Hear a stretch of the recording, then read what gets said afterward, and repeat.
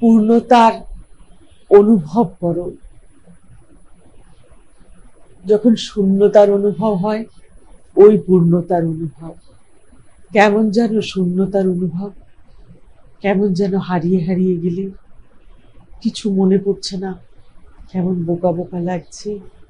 এই যে 10ই মার্চ চোখ খুলে অনেকে তাকিয়ে রইলে, অথচ অনেকগুলো ঘটনার সাক্ষ্য শরীরে রইলে, কিন্তু মনে ছাপ পড়লো না, ইমপ্রেশন এলো না। এই অবস্থা শূন্য অবস্থা। যেমন এখানে যদি আমি একটা ছাপ ফেলি, পরে কি? পরে না। ছাপ ফেলতে হলে একটা কিছু চাই, সলিড কিছু চাই। শূন্য মনে ছাপ পড়ে না। তাই যখন ভুলে ভুলে যাচ্ছ, কেমন কোথায় হারিয়ে হারিয়ে যাচ্ছ, মন শূন্য, মন ঈশ্বরে মিলে রয়েছে। ওই মিলে থাকা ঈশ্বর মনটাকে চেনো, ওর সঙ্গে পরিচিতি হোক তোমার।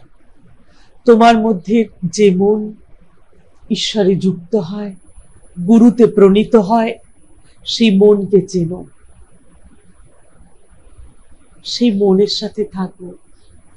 সেই সময় মন যে গুরুর সাথে মিশে গেছিল, সেই সময় যে মনের ভাবনা হয়েছিল, সেই অবস্থাটাকে চেনো, বারবার সেই অবস্থায় থাকো।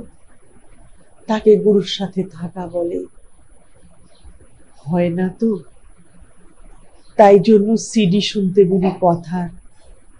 যখন সিডি শোনো, তখন ওই শূন্যতার আওয়াজ শোনো,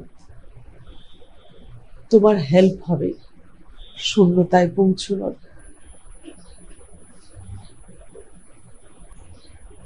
আবার বলি, জীবন্ত শরীরও যখন পৃথিবী গোলকের বাইরে যায়, তার মনে হয় আমি কোনো ঘরের নই, কোনো দেশের নই, কোনো বিশেষ জায়গার নেই, আমি পৃথিবীর মানুষ। এতটুকুন উদারতা আনো, নিজেকে পৃথিবীর বাইরে প্লেস করে বোঝো তুমি বিশ্বের একজন, তুমি ব্রহ্মাণ্ডের একজন। শুধু আমি আর আমার সরিয়ে দাও।